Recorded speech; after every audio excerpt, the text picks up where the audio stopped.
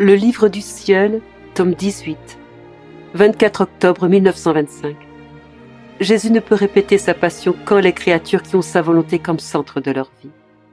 La création, la rédemption et la sanctification forment un seul acte simple pour la divine volonté.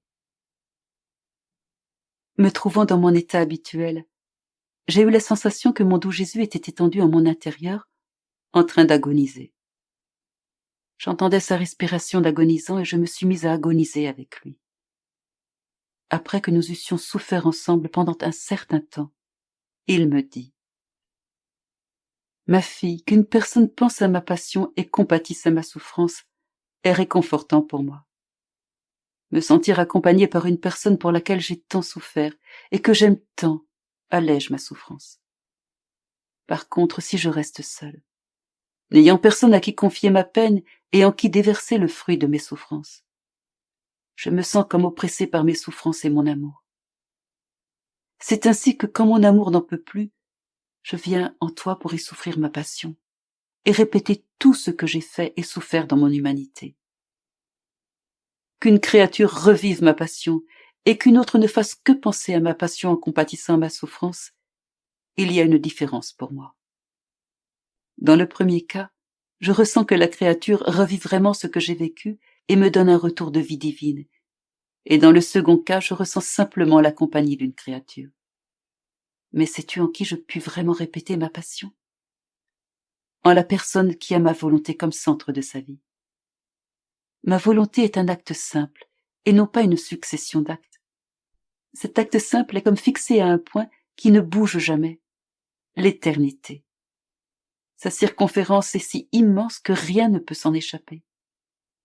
Il est l'acte premier, l'acte éternel. Tout provient de lui. Il embrasse tout et tous d'une seule étreinte. La création, la rédemption et la sanctification sont un seul acte pour ma volonté. Elle a le pouvoir de faire sien tous les actes comme s'il ne faisait qu'un. La créature qui vit dans ma volonté a en sa possession cet acte simple. Il n'y a donc pas à s'étonner qu'elle prenne part aux souffrances de ma passion. À travers cet acte simple, elle rejoint son Créateur dans l'acte de créer. Ne faisant qu'un avec son Dieu, elle crée avec lui, participant ainsi à la gloire de la création et du Créateur. Elle aime toutes les choses créées comme ses propres choses. Dans un élan d'amour, elle dit à son Dieu : « Ce qui est à toi est à moi, et ce qui est à moi est à toi. Gloire, honneur et amour à mon Créateur. » Par cet acte simple, la créature fait sienne la rédemption en revêtant mes souffrances comme si elles lui étaient propres. Elle s'associe à tout ce que j'ai fait, mes prières, mes paroles et mes travaux.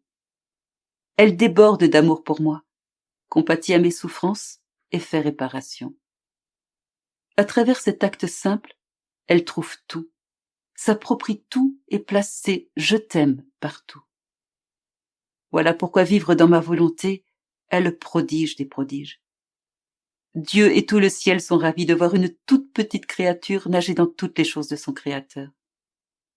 Comme un rayon de soleil, elle se diffuse partout et en tous.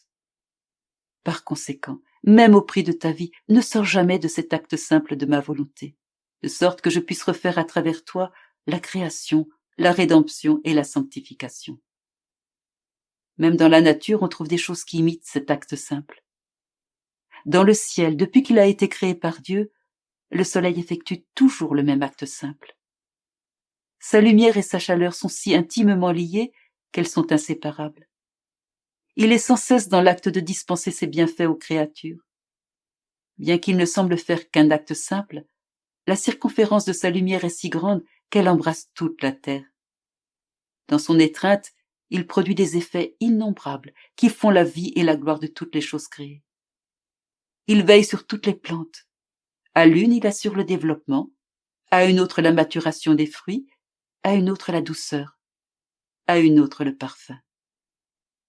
On peut dire que toute la terre vit par le soleil et que chaque plante, même le plus petit brin d'herbe, reçoit de lui sa croissance et ses fruits. Cependant, il ne change jamais. Il tire sa gloire de l'unique acte simple qu'il accomplit sans cesse. L'être humain a aussi quelque chose qui s'apparente à un acte simple. ses battements de cœur. Ceci constitue un acte simple. Le cœur ne sait rien faire d'autre que de battre. La vie humaine débute par un battement de cœur. Les effets des battements de cœur sont innombrables. En battant, le cœur fait circuler le sang dans tout le corps, y compris dans ses parties les plus éloignées. Il donne de la force aux pieds pour qu'ils puissent marcher, aux mains pour qu'elles puissent travailler, à la bouche pour qu'elle puisse parler, au cerveau pour qu'il puisse penser.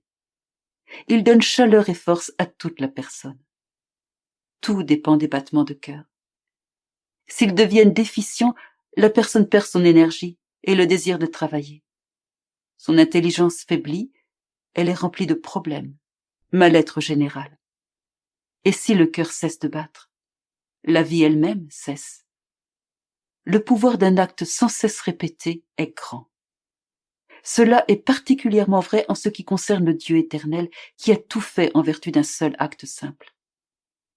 Cet acte simple n'a ni passé, ni présent, ni futur. Celui qui vit dans ma volonté s'y trouve.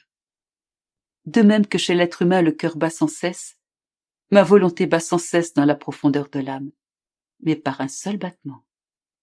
C'est ainsi que ma volonté transmet à l'âme sa beauté, sa sainteté, sa force, son amour, sa bonté, sa sagesse.